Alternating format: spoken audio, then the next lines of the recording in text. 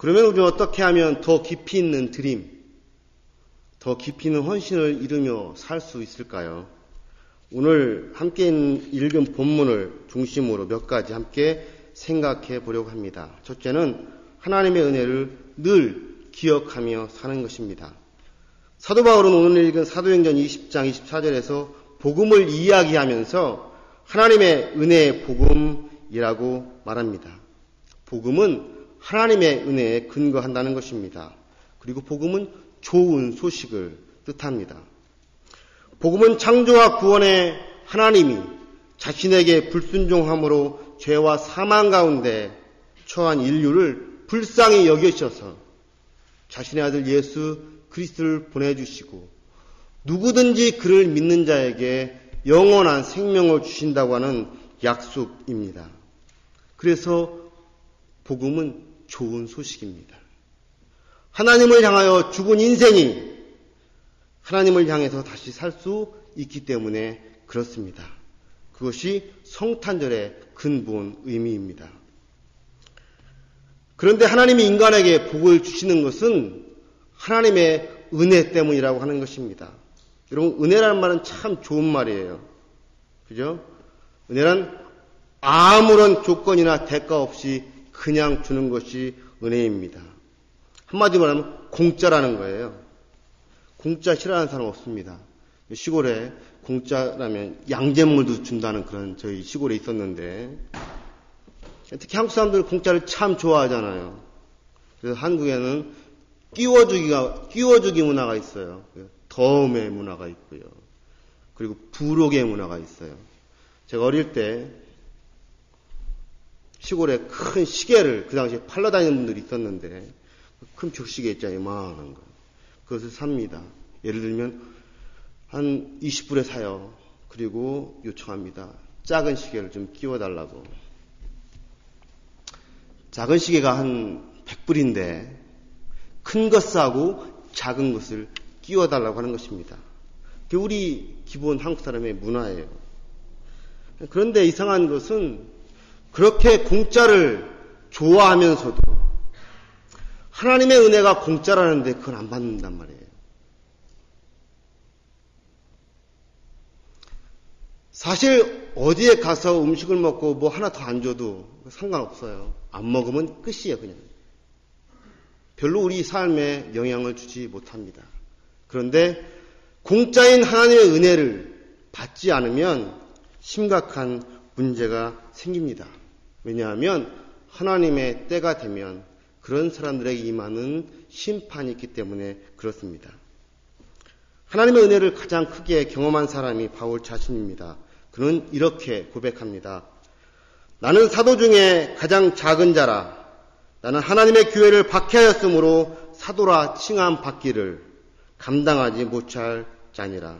그러나 내가 나 된 것은 하나님의 은혜로 된 것이니 내게 주신 그의 은혜가 헛되지 아니하여 내가 모든 사도보다 더 많이 수고하였으나 내가 한 것이 아니요 오직 나와 함께 하신 하나님의 은혜로다. 바울은 본래 복음을 위해 율법을 위해 살았던 사람입니다. 그러다가 다메섹 도상에서 예수 그리스도를 만나고 예수 그리스도 안에 있는 하나님의 은혜를 구원의 은혜를 입게 됩니다. 그래서 사도 바울은 자신이 하나님께 입은 은혜를 결코 잊지 않았습니다. 그 은혜를 평생 가슴에 안고 그 은혜의 복음을 증거하며 살아갔습니다. 사람이 은혜를 잊으면 교만해지거나 타락합니다. 우리는 종종 그런 사람들을 보게 돼요.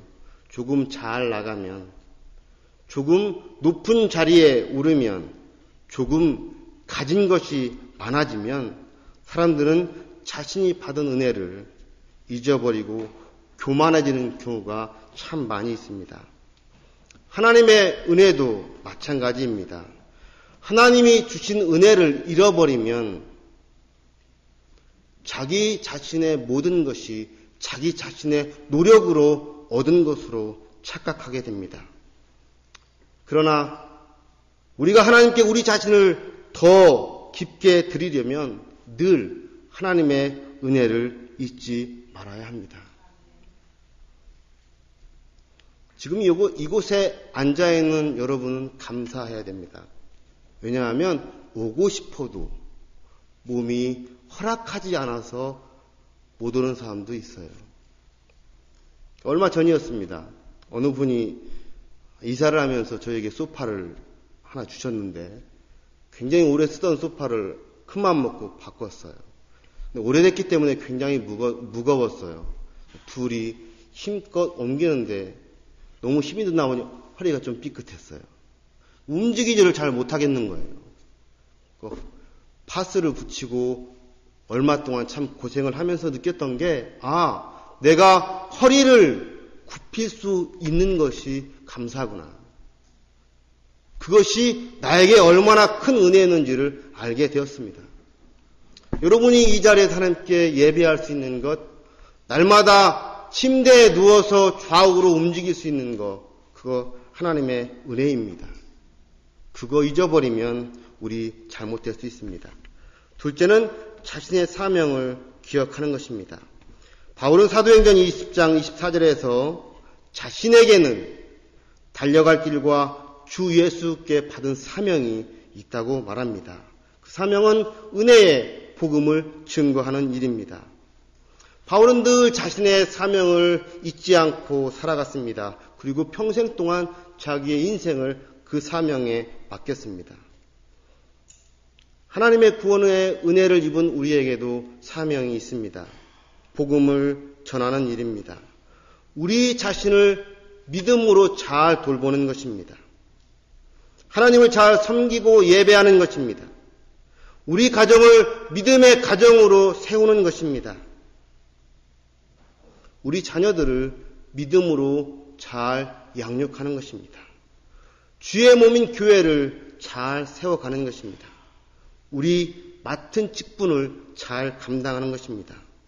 세상 속에서 그리스도의 선한 영향을 미치며 살아가는 것입니다. 우리가 하나님께 우리 자신을 더 깊이 있게 드리려면 우리의 사명을 늘 기억하면서 그 일을 감당해 가야 합니다. 사도 바울은 자신이 맡은 사명을 감당하기 위해서 자신의 생명조차 조금도 귀한 것으로 여기지 아니하였고 선한 싸움을 잘 그리고 충실하게 싸워갔습니다. 하나님 앞에 칭찬을 받는 하나님의 사람이 되려면 우리도 우리의 사명을 기억하고 그 사명에 우리의 몸을 드려야 합니다.